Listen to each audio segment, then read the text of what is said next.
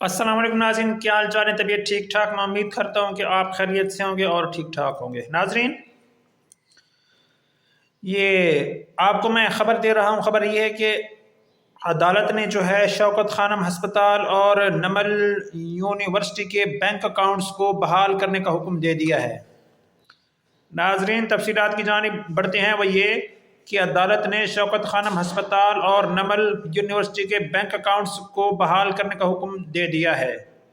تفصیلات کے مطابق اسنداد دہشت گردی عدالت راولپنڈی کی جانب سے علیمہ خان کے خلاف 26 نومبر کے احتجاج پر درج مقدمے کی سماعت کی گئی، جہاں جج امجد علی شاہ نے یہ کیس سنا۔ اس دوران شوکت خانم کے کینسر ہسپتال کے وکلاء عدالت پیش ہوئے۔ دوران سماعت پراسیکیوٹر ظہیر شاہ نے عدالت کو بتایا کہ حلیمہ خان کے ذاتی اکاؤنٹ فریز کرنے کے لیے ان کا شناختی کارڈ نمبر اسٹیٹ بینک کو بھیجا تھا۔ اسٹیٹ بینک نے حلیمہ خان کے CNIC پر درج سارے اکاؤنٹ بند کر دیے۔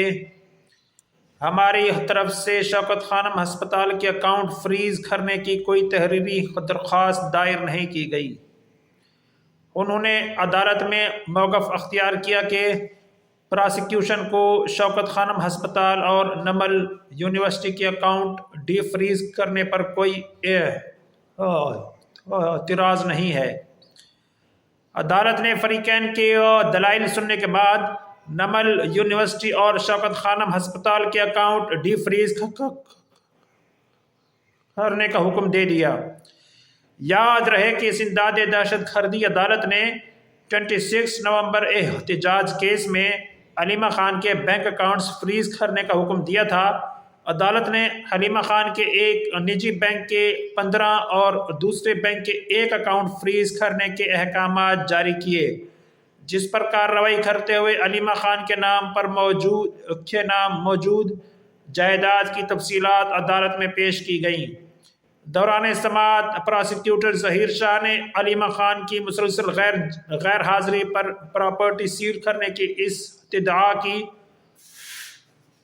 اور بتایا کہ عدالتی حکم پر حلیمہ خان کے مختلف بینکوں میں 37 اکاؤنٹ فریز کر دیے گئے ہیں۔ ناظرین، یہ تھی عدالت کی کارروائی جو میں نے آپ کو پڑھ کر سنائی۔ یعنی کہ حکومت نے جو ہے اکاؤنٹ فریز کیے تھے اور عدالت نے جو ہے وہ حکم دے دیا کہ ان کے اکاؤنٹس کو بحال کیا جائے۔ اب جو ہے اب دیکھنا یہ ہے کہ آیا حلیمہ خان کے اکاؤنٹس جو ہے وہ نہیں، یہ شوکت خانم ہسپتال کے اکاؤنٹ اور وہ نمل یونیورسٹی کے اکاؤنٹ کو بحال کیا جاتا ہے یا نہیں کیا جاتا، یہ اب دیکھنا باقی ہے۔ کیونکہ میں اس حوالے سے بات کر رہا ہوں کیونکہ اب جو ہے پچھلے دنوں جو ہے وہ عدالت کو تو ختم کر دیا گیا تھا، یعنی کہ وہ سپریم کورٹ کی آزادی کو تو ختم کر دیا گیا تھا، لیکن وہ اب کس طریقے سے عدالت کے حکم پر عمل درآمد کیا جاتا ہے یا آیا کیا بھی جاتا ہے یا نہیں کیا جاتا، یہ اب دیکھنا باقی ہے۔ یہ اب جو ہے میں اس بات کا انتظار کروں گا کہ آیا حکومت عدالت کا حکم مانتی بھی ہے یا نہیں۔ ناظرین، یہ تھی میری آج کی ویڈیو۔